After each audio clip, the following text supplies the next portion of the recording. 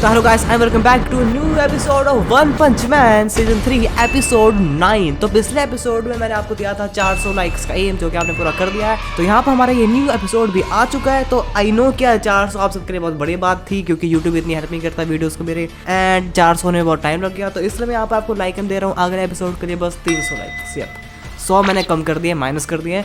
तो I hope ये जितना जल्दी हो पाए उतना जल्दी आपको न्यू एपिसोड मिल जाएगा। एंड बाकी यहाँ पर मैं मेंबर्स के लिए 10 एपिसोड अभी रिलीज़ कर दूंगा। तो यप, अगर आपको मेंबरशिप लेनी है तो प्लीज़ ले लो यार, वो बहुत जल्दी एक्टिवेट होने वाला है मेरे चैनल पे। अगर अभी तक हो गया होगा, अगर नहीं हुआ है तो प्लीज़ उसके लिए देखते रहना। एंड हाँ, अभी के लिए हम ये वाला एपिसोड यहाँ चालू करते हैं अपना वन पंच मैन सीजन 3 का। तो पिछला एपिसोड हमने देखा था charred emperor and phoenix man की फाइट, जो कि यहाँ पर शुरू हो गई होती है। एंड यहाँ पर हम वहीं से मूव ऑन करेंगे। एंड यहाँ पर चार्ड एम्परर कहता है कि वेल, मैं इस रोबोट को अपने मॉन्स्टर ओरोची फाइट के लिए बचा कर रख रहा था, बट क्या कर सकते हैं, मेरे को यहाँ पर यूज करना ही पड़ेगा। और ये क्या कर चार्ड एम्परर यहाँ पर वेगनमा को अपने प्रोटेक्शन के अंदर रख लेता है एंड अपने आप को इस रोबोट से न्यूरोलॉजिकली कनेक्ट कर लेता है। ये देखकर फिनिक्स मैन कहता है कि हाँ, तुम्हारे पास एक पूरा का पूरा रिपोर्ट रखा हुआ था, ये तो बहुत अच्छी बात है।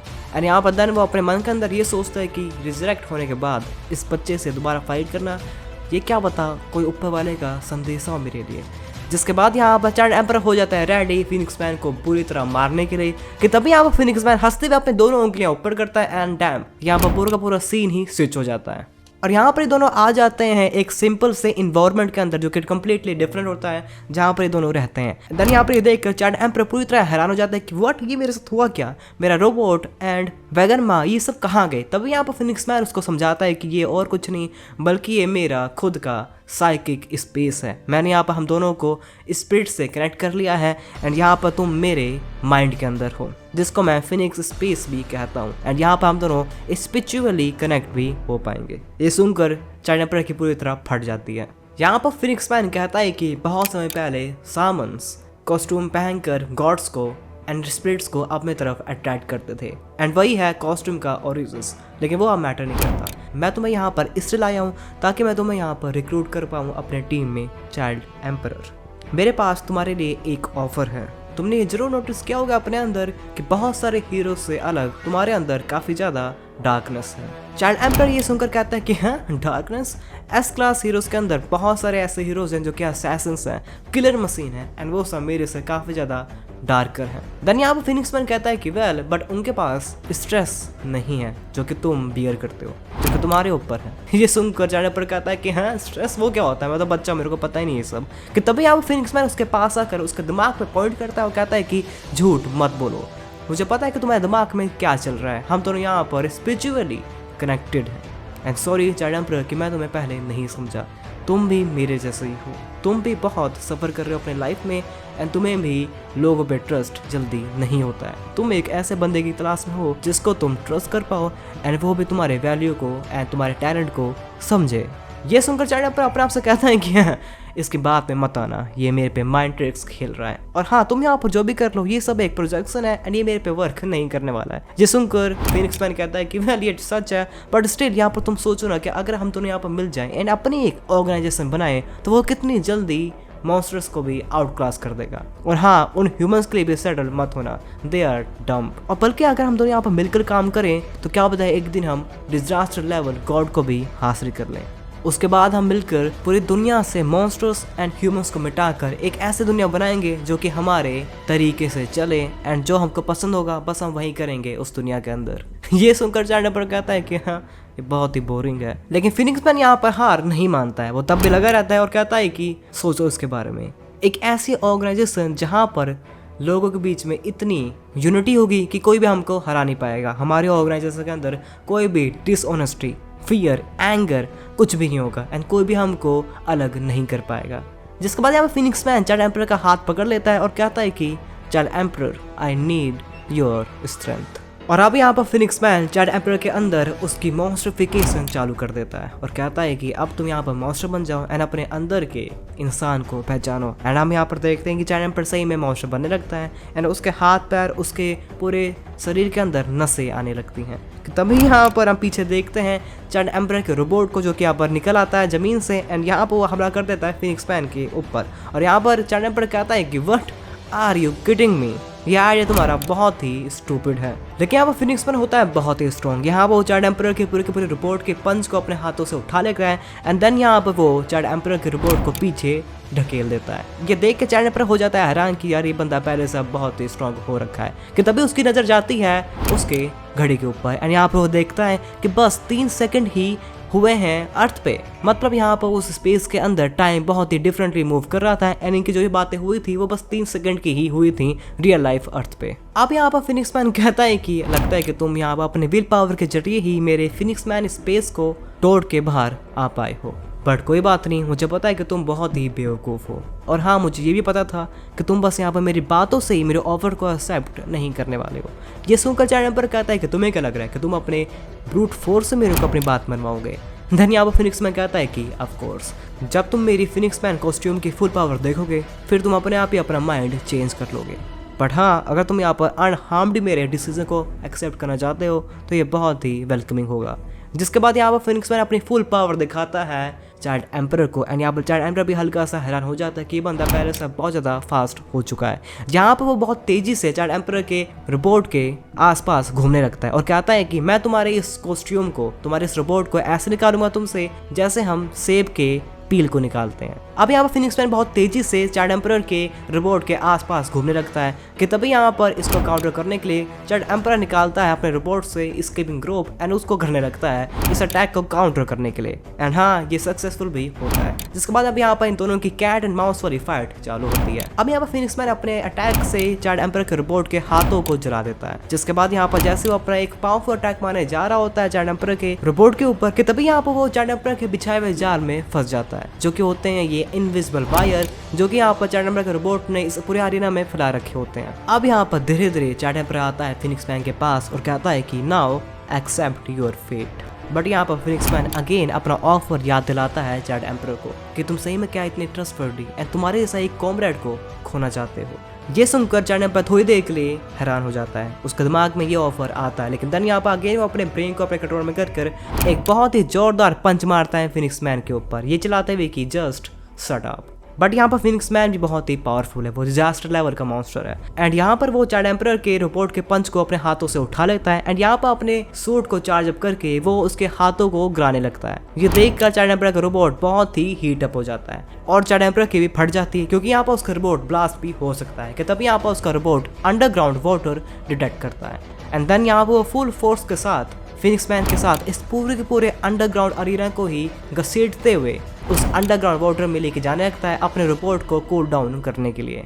लेकिन ये करते हुए उसके दिमाग में वो ऑफर दोबारा आता है फिनिक्स मैन का एंड वो यहाँ पर सोचता है कि क्या सही में मैंने उस ऑफर को 2 मिनट के लिए कंसिडर किया था, क्योंकि यहाँ पर आज तक हीरो एसोसिएशन के अंदर किसी भी बंदे ने मेरे एफर्ट्स को या मेरे से इस तरह बात नहीं की है। अब आगे हम यहाँ पर देखते हैं कि चार्ड एम्परर फिनिक्स मैन के साथ बहुत ज़्यादा नीचे अंडरग्राउंड आ रखा होता है पानी के अंदर एंड यहाँ पर पानी के अंदर दोनों गिर जाते हैं। अब यहाँ पर हम किसको देखते हैं भाई, गेस करो। फाइनली हम यहाँ पर देखते हैं साइटामा को। ऑफ कोर्स साइटामा अपने ही शो के अंदर कैमियो कर रहा होता है, but he will be here in the 9th episode. हम यहाँ पर देखते हैं साइटामा को, जो कि इसी अंडरग्राउंड मॉन्स्टर एसोसिएशन बेस के अंदर होता है एंड उसने बहुत सारे मॉन्स्टर को ऑलरेडी पीट रखा होता है। यहाँ पर वो अपने आप से कहता है कि भाई ये मॉन्स्टर यहाँ पर कर क्या रहे हैं, कहीं यहाँ पर सारे के सारे मॉन्स्टर्स बच्चे पैदा करते हैं और मेरे ख्याल से ये जो नॉइस हो रही है ये मॉन्स्टर ये सब मचा रहे होंगे। और मेरे कपड़े भी कितने गंदे हो रखे हैं यार, बुरा हाल है। कि तभी यहाँ पर चार्ड एम्परर के द्वारा किया गया होल से बहुत ज़्यादा पानी आ जाता है एंड वो सब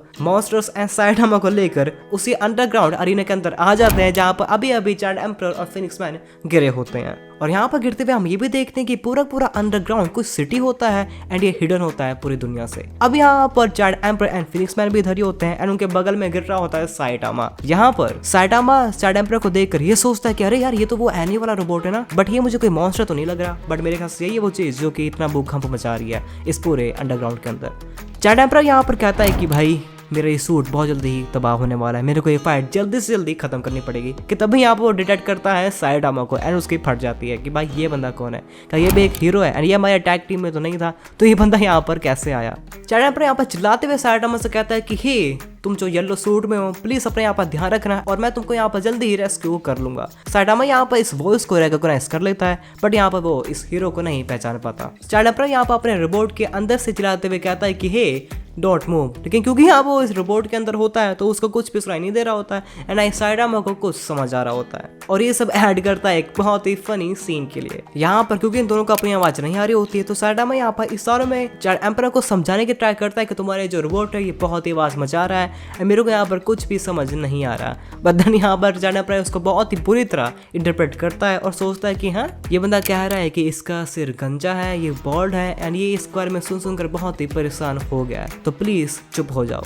ये सुनकर साइडामा बहुत ही गुस्से में चिल्लाते हुए कहता है कि हे मैंने ये बिल्कुल भी नहीं बोला। एंड यहाँ पर चैड एम्परर भी कहता है कि भाई मेरे को कुछ समझ नहीं आ रहा मैं क्या करूं। और इसी सब चुतियाबे के बीच में फिनिक्स मैन अगेन यहाँ पर अपनी कॉस्ट्यूम चेंज करके एक पेंगुइन बनकर यहाँ से निकल लेता है एंड वो अपना एक बहुत ही बड़ा आइसबर्ग अटैक भी मार देता है चैड एम्परर के ऊपर। एंड देन यहाँ पर दोनों फाइनली सबसे नीचे पहुंच जाते हैं एंड यहाँ पर वो देखते हैं बहुत सारे मरे हुए रोबोट्स को और ये देखकर चैड एम्परर कहता है कि हाँ are these dead monsters. But अगर आप यहाँ पर ध्यान से देखोगे तो ये कोई डेड मॉन्स्टर नहीं बल्कि बहुत सारे रोबोट जैसे दिखाई देने वाले मॉन्स्टर्स हैं, जो कि ये हमको दिखाता है कि क्या पता ये पूरा हाइड आउट डॉक्टर बुफोय का हाइड आउट हो सकता है। अब यहाँ पर फाइनली नीचे पहुंच के चैड एम्परर वगन्मा को अपने बैग से निकाल के नीचे फेंक देता है एंड यहाँ पर साइडामा भी गिर जाता है एंड यहाँ पर साइडामा वगन्मा एक दूसरे के बिल्कुल अगल बगल में होते हैं। चैड एम्परर यहाँ पर वगन्मा से कहता है कि हे वगन्मा ये बंदा भी यहाँ पर गलती से आ गया है तो प्लीज इसको भी उस प्रोटेक्शन के अंदर आने दो। वगन्मा यहाँ पर मना कर देता है साइडामा को इसके अंदर आने से और कहता है कि वेल मिस्टर ये पहले से बहुत ज्यादा कंजेस्टेड है और मैं यहाँ पर एक दूसरा बंदा अफोर्ड नहीं कर सकता। कि तभी यहाँ पर फिनिक्स मैन और चैड एम्परर की फाइट में वगन्मा को लग जाती है चोट एंड यहाँ पर साइडामा उससे पूछता है कि hey are you alright. Chad emperor then यहाँ पर अपने आप से कहता है कि भाई मेरा ये सूट बहुत जल्दी खराब होने वाला है, मुझे जल्दी जल्दी इस फाइट को एंड करना पड़ेगा। कि अगेन यहाँ पर फिनिक्स मैन उसको अपने दिमाग के अंदर ले आता है अपने फिनिक्स स्पेस के अंदर और ये देखकर चैड एम्परर कहता है कि oh my God not this again. अब यहाँ पर फिनिक्स मैन चैड एम्परर को उसके सामने पड़ी हुई बहुत सारी बॉडीज को दिखाता है और कहता है कि हे चैड एम्परर क्या तुम्हें ये ऑड नहीं लग रहा, इतनी सारी मरी हुई डेड बॉडीज, इन सब बंदों ने इन सब मॉन्स्टर्स ने अपने आप को मार लिया है बिकॉज दे लैक्ड यूनिटी और इसी ने उनको इतना वीक कर दिया। चैड एम्परर यहाँ पर कहता है कि हाँ what are you saying. Phoenix man यहाँ पर देना अगेन कंटिन्यू करता है अपनी बात को और कहता है कि monster association and hero association दोनों इस तरह हो सकते हैं क्योंकि उन सब की अपनी अलग अलग फिलोसफीज एंड इंटरेस्ट हैं। वो इतने यूनाइटेड कभी नहीं हो सकते जितने हम कॉस्ट्यूम वाले मॉन्स्टर्स हैं क्योंकि हम यहाँ पर अपने माइंड से कनेक्टेड रहते हैं। और हाँ अलाउ मी कि मैं तुम्हें यहाँ पर हीरो एसोसिएशन की असली सच्चाई दिखाऊं। जिसके बाद यहाँ पर पता नहीं फिनिक्स मैन क्या करता है बट यहाँ पर वो बहुत ही बुरे बुरे चित्र चैड एम्परर को दिखाने लगता है उसी के दिमाग के अंदर और ये चीज़ें इतनी ज़्यादा हॉरिफिक होती हैं कि चैड एम्परर यहाँ पर प्यूक ही करने लगता है। ये देखकर फिनिक्स मैन कहता है कि क्या हुआ, क्या तुम्हारे माइंड के लिए, तुम्हारे बच्चों वाले माइंड के लिए ये चीज़ें बहुत ज़्यादा हॉरिफिक थी और तुम्हें बस इन्वेस्टिगेट करने की ज़रूरत है। तुम असलियत को जान जाओगे हीरो एसोसिएशन के अंदर और हाँ अब क्या तुम स्टिल एक हीरो बनना चाहते हो। चैड एम्परर यहाँ पर अपने दिमाग में कहता है कि मुझे अभी भी विश्वास नहीं हो रहा कि स्टिस एंड सिकंदर जस्ट मेरे को यूज़ कर रहे थे और बाकी लोगों का क्या वो भी सही मेरे को इसी तरह यूज़ कर रहे हैं। बट ऐसा नहीं हो सकता, यहाँ पर ये बंदा मेरे ऊपर साइकोलॉजिकल ट्रिक्स और अटैक्स मार रहा है। बट फिनिक्स मैन यहाँ पर ऑफकोर्स हार नहीं मानता, वो अगेन यहाँ पर लगा रहता है कि नहीं ये कोई अटैक नहीं है, ये एक एडवाइस है फ्रॉम अ फ्रेंड। और तुम्हें ये समझ क्यों नहीं आ रहा, मॉन्स्टरिफिकेशन ही असली साल्वेशन होती है, असली फ्रीडम होती है। मैं बहुत सालों तक इसी कॉस्ट्यूम के अंदर रहा, डोपरी बर्ड बनकर मैंने पता नहीं कितने सारे शो कर दिए बट एक दिन उन्होंने मेरे को बिना किसी रीजन से निकाल दिया और किसने मेरे को मेरे एफर्ट्स को अप्रिशिएट नहीं किया कि मैं कितना अच्छा था अपने इस कॉस्ट्यूम के अंदर, अपने इस रोल के अंदर। बट उसके बाद मैं पता नहीं कैसे अपने आप ही एक मॉन्स्टर बन गया एंड इसी कॉस्ट्यूम के अंदर मॉन्स्टरिफाइड हो गया एंड देन मॉन्स्टर एसोसिएशन वालों ने मेरे को बहुत ज़्यादा पावर दे दी और उसके बाद मैंने अपने इस पावर को, अपने इस मॉन्स्टरिफिकेशन को बहुत इंजॉय किया। और क्या सही में वो बंदे जो कि तुम्हें इस हीरो जैसे कॉस्ट्यूम के अंदर बिठा के रखते हैं, क्या कभी उन्होंने तुम्हारे इस डेडिकेशन को अप्रिशिएट किया है? क्या उन्होंने तुम्हें कभी भी स्ट्रेंथ दी है, फ्रीडम दी है, रिकॉग्नाइजेशन दी है? मैं यहाँ पर तुम्हारी रिस्पेक्ट करता हूँ चैड एम्परर एंड हाँ वो ब्रेव जाइंट भी तुम्हारी रिस्पेक्ट करता है। मेरे साथ आओ एंड देन हम यहाँ पर दोनों मिलकर इस दुनिया पे राज करेंगे। मॉन्स्टरिफिकेशन और बुरा आदमी होना इज इवल। और ये कौन कहता है? ये कहता है साइटामा, जो कि यहाँ पर फिनिक्स मैन के बिल्कुल पीछे आ गया होता है समहाउ। ये देखकर फिनिक्स मैन की पूरी फट जाती है कि भाई तू कहाँ से घुस गया अंदर, ये तो एक मेंटल स्पेस है। तभी यहाँ पर साइटामा उसको बताता है कि वेल कुछ नहीं, मैंने उस पीछे वाले चीज को तोड़ के अंदर घुस गया क्योंकि तुम दोनों यहाँ पर विस्पर्स कर रहे थे एंड मुझे लगा कि तुम मेरे यहाँ पर गंजे सिर का मजाक उड़ा रहे होगे, तभी यहाँ पर मैं इस चीज के अंदर घुस गया। लेकिन तुम यहाँ पर जो बात कर रहे थे उस बच्चे से, ये बहुत ही बुरी चीज थी, तुम्हें ये कभी भी उसको नहीं कहना चाहिए, तुम्हें अपने आप पे शर्म आनी चाहिए। तुम्हें जो भी करना अपनी लाइफ में तुम वो कर सकते हो एंड हाँ, अगर वो इवल होगा तो मैं तुम्हारी यहाँ पर मार के रख दूंगा, बट स्टिल बच्चे के दिमाग में ये सारी चीजें मत डालो गंदे आदमी। और ये देखकर फिनिक्स मैन की भाई फट जाती है। यहाँ पर वो अपने दिमाग में सोचता है कि अबे यार ये जो उसने कॉस्ट्यूम पहन रखा है ये कोई मैस्कॉट नहीं है, बट मुझे डर लग रहा है इधर, क्योंकि यहाँ पर साइटामा उसके आंखों में घुरते हुए उसको कह रहा होता है कि तुम वही हो ना जिसने पूरा का पूरा ये तबाही मचा रखी है, और क्या तुम्हें ये नहीं पता कि यहाँ पर बंदे भी रहते हैं। और यहाँ पर साइटामा को देखकर साइटामा यहाँ पर पूरी तरह डोमिनेट कर रहा होता है फिनिक्स मैन को एंड फिनिक्स मैन की यहाँ पर फट रही होती है कि भाई ये बंदा पूरा एक मिस्ट्री है यार, और ये बहुत ही इंटिमिडेटिंग भी है। और इसी की वजह से आगे इन चैड एम्परर फिनिक्स मैन के इस स्पिरिचुअल प्लेस को तोड़ के वापस आ जाता है रियल वर्ल्ड के अंदर।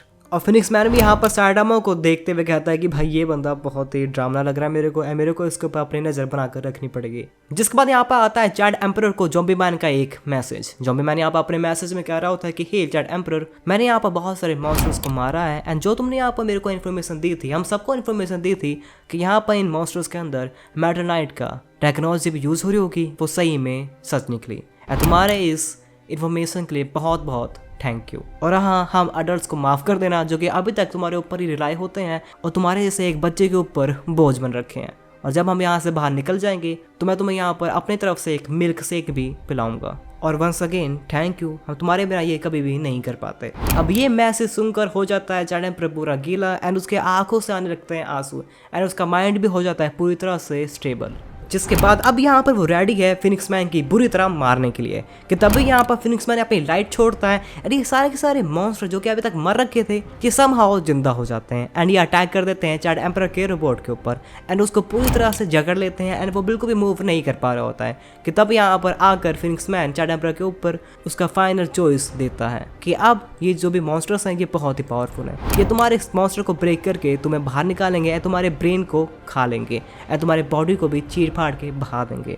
तो अब चॉइस तुम्हारी है, या तो इस मॉन्स्टर सेल को खा लो या अपने आप को सैक्रिफाइस कर दो। देन यहाँ पर फिनिक्स मैन उस मॉन्स्टर सेल को चैड एम्परर के रोबोट के अंदर फेंकता है एंड देन ये रोबोट के अंदर घुस भी जाते हैं एंड चैड एम्परर के मुंह के अंदर भी घुसने लगते हैं उसको मॉन्स्टरफाइड करने के लिए। कि तभी यहाँ पर बहुत सारे मॉन्स्टर्स गनमा साइटामा के ऊपर भी अटैक कर देते हैं एंड यू नो कि क्या होता है आगे, साइटामा को एक ही पंच में खत्म कर देता है। जिसके बाद यहाँ पर चैड एम्परर इस मॉन्स्टर सेल को कर लेता है रेजिस्ट एंड अपने मुँह से थूक देता है और कहता है कि ये बहुत ही मज़ेदार था चिकन डूड, बट अब ये सब एंड होने वाला है।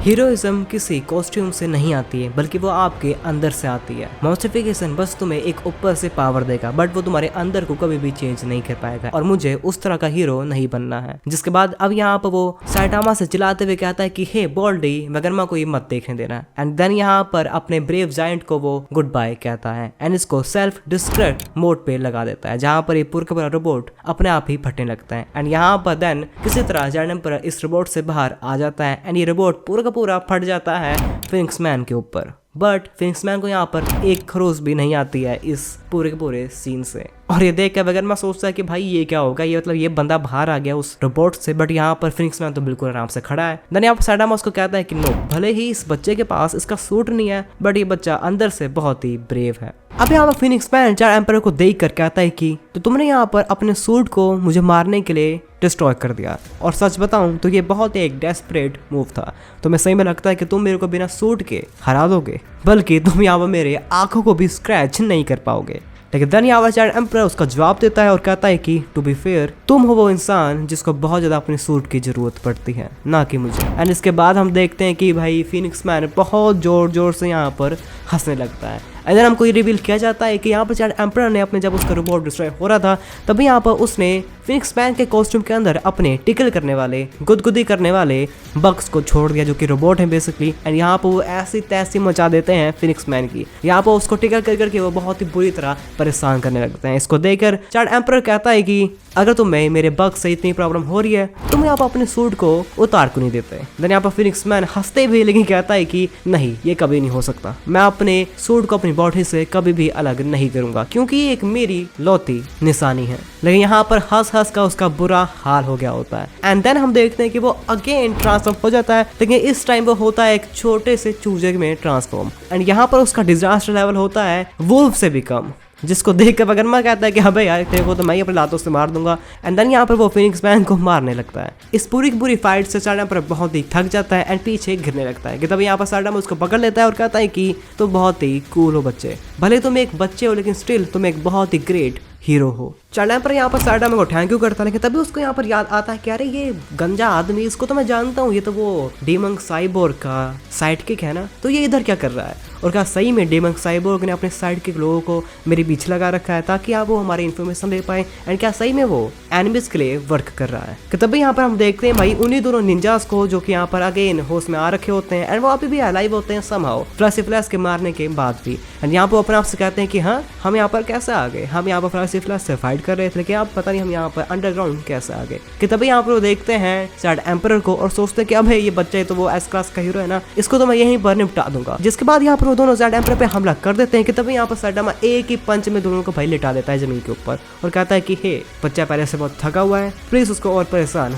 मत करो। यहाँ पर ये देख कर सैड एम्परर थोड़ा सा हैरान होता है कि अरे वाह भाई इस बंदे ने एक पंच में दोनों हरा दिया। बट क्या बताया मेरे उस ब्लास्ट के बाद ये बंदे बहुत ही कमजोर हो गए हों। लेकिन क्योंकि ये होते हैं हीरो एसोसिएशन के मोस्ट वांटेड क्रिमिनल्स, तो यहाँ पर सैड एम्परर साडाम को बताता है कि तुम्हें इसके क्या बता पॉइंट्स पे मिले हीरो एसोसिएशन की तरफ से, जिसका साडाम बहुत ही हैप्पी हो जाता है कि क्या मुझे पैसे मिलेंगे। देन यहाँ पर सैड एम्परर साडाम से पूछता है कि वैसे मिस्टर तुम यहाँ पर इस प्लेस के अंदर कैसे पहुंचे। साडाम इसका ऑफ कोर्स साडाम पर आंसर देता है कि भाई मेरे को बहुत सारी आवाजें आ रही थी तो मैं यहाँ पर बस कंप्लेन करने आया था। ये सुनकर साडाम पर कहता है कि हे अगर तुम्हें झूठ बोलना है तो कोई बढ़िया झूठ बोलो। एंड यहाँ पर अपने मन के अंदर ये भी सोचता है कि ये बंदा भले इतना इवन ना दिखाई दे बट हाँ इसको कोई भी नेसेसरी इन्फॉर्मेशन देना बहुत ही बुरा हो सकता है हमारे लिए। बट कोई बात नहीं, ये प्लेस बहुत ही ज्यादा डेंजरस है तो आप मेरे को फॉलो करो एंड मैं तुम्हें भी यहाँ से बाहर निकाल दूंगा। कि तभी यहाँ पर भागते भागते पीछे आ जाता है सैड एम्परर का वही अंडरडॉग मैन जो कि उसने छोड़ा था पिछले एपिसोड के अंदर फाइट करने के लिए एक दूसरे रोबोट से। यहाँ पर उसने उस रोबोट को हरा दिया होता है एंड वो दोबारा रीयूनाइट हो जाता है सैड एम्परर के साथ। ये देख कर सैड एम्परर भी बहुत ही हैप्पी हो जाता है कि वो यहाँ पर उसके सेंड को सूंघ कर ही इधर पहुंच गया।